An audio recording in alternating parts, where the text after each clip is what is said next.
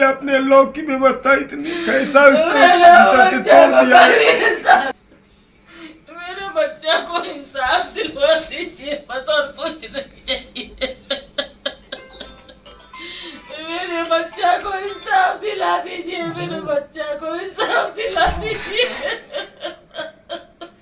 उत्तर प्रदेश के जौनपुर में अतुल सुभाष की आत्महत्या का मामला लगातार गहराता जा रहा है। कानूनी धाराओं का फायदा उठाकर निकिता सिंघानिया ने अतुल सुभाष को इतना प्रताड़ित किया कि उसे अपनी जान देनी पड़ी। अतुल ने 90 मिनट के वीडियो में सुसाइड करने की वजहों को उजागर करते हुए पत्नी निकिता और लॉ सिस्टम पर गंभीर सवाल उठाए हैं। 24 पेज के सुसाइड नोट में उसने अपने दर्द को साझा किया है। अब अतुल के पिता पवन मोदी ने भी बेटे की आत्महत्या को लेकर बड़ा दावा किया है। उन्होंने कहा है कि मेरा बेटा 40 बार बेंगलुरु से जौनपुर गया, एक धारा खत्म होती थी तो निकिता दूसरी धारा लगा देती थी। अतुल सुभाष के पिता पवन मोदी बेटे की मौत से काफी दुखी हैं। वो कहते हैं कि जवान बेटा खुदकुशी कर लेता है तो माँ बाप की जिंदगी वैसे ही कम हो जाती है। उन्होंने कहा कि मार्च के महीने में अतुल जौनपुर में सुनवाई के लिए गए थे। वहां से लौटने के बाद बताया कि मीडिएशन का जज है, वकील है, वो सब देश की कानून व्यवस्था के तहत काम नहीं करते हैं। वो लोग कानून को नहीं मानते हैं। हाई कोर्ट, सुप्रीम कोर्ट के लॉ को भी वहां नहीं माना जाता है। ऐसे में क्या उम्मीद करें। वो कहता था कि कोर्ट से हमें न्याय नहीं मिलेगा। पवन मोदी ने कहा कि वो करीब 40 बार बेंगलुरु से जौनपुर गया था। उस पर इतनी धाराएं लगाई गई थी कि एक खत्म हो जाती थी तो दूसरी लग जाती थी। इन बातों को लेकर वो अंदर से फ्रस्ट्रेट हो रहा था। हालांकि उसने कभी इस चीज को महसूस नहीं होने दिया।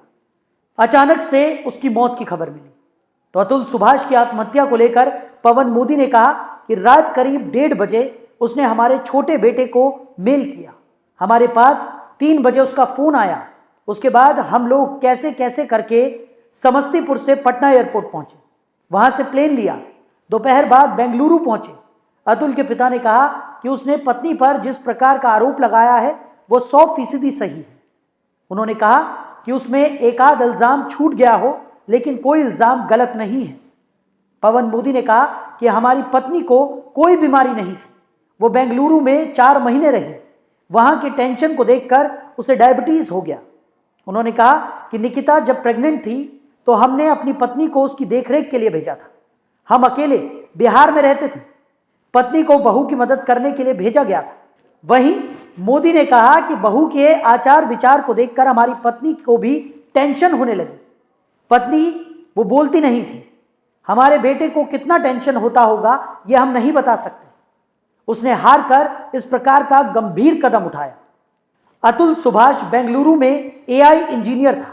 सोमवार सुबह करीब 2:50 पर उसने फांसी के फंदे से झूलकर आत्महत्या कर ली। उसका शव बेंगलुरु में पंखे से लटकता हुआ मिला। अतुल ने मौत को गले लगाने से पहले एक लंबा सुसाइड नोट और एक वीडियो छोड़ा है।